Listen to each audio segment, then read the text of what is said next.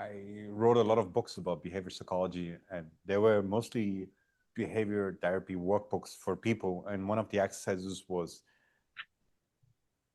where people would reinvestigate their past for where they would drive success momentum and identify the particular behaviors that they were manifesting and revisit if these behaviors still are being exercised in that particular day. And one of the things that surprised me was that when people just sometimes forget certain things that have brought them to successful outcomes, and that it's very possible to change them. If you would describe the behavior of Norman when things started to click for you, what do you feel were the 20% of behaviors that gave you 80% of those results that followed? Uh, I still reduce it to one word, and that's taking charge, taking initiative. Yeah.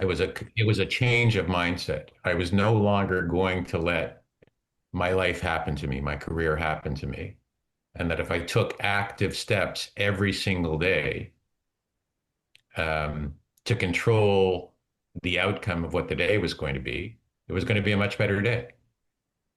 So if I wanted to, if I needed somebody to get in touch with me, who I thought could help my career, I didn't sit back anymore and wait for the phone to ring. I started thinking, okay, who are the three people that could possibly introduce me to that person and put in a good word for me so that I can get in front of them? Mm. Or how do I volunteer to do something that will put me squarely in front of that person? So again, instead of waiting for things to happen, suddenly I was bubbling. And the one thing you discover when you start to change in that way and good things start to happen, they don't have to be huge things, they just have to be little things, is you get the reinforcement in your brain, it's beginning to work.